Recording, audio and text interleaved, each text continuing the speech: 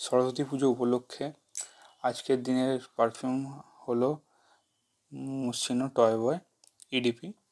তো আজকে ওয়েস্ট বেঙ্গলে দেখতে গেলে গরম পড়েই গেছে, তো আজকের দিনটা হালকা ঠান্ডা হালকা গরম, তো এই জন্যে আমি চুজ করেছি মসচিনো টয় বয়কে।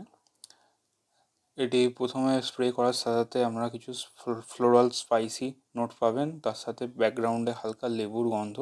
এই এই গন্ধ এই স্মেলটা জাস্ট 30 মিনিট অবধি লাস্ট করবে।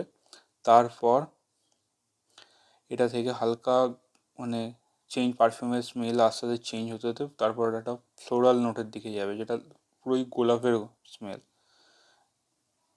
আর আর এটা বেশি এতে এতে এটা হালকা মিষ্টি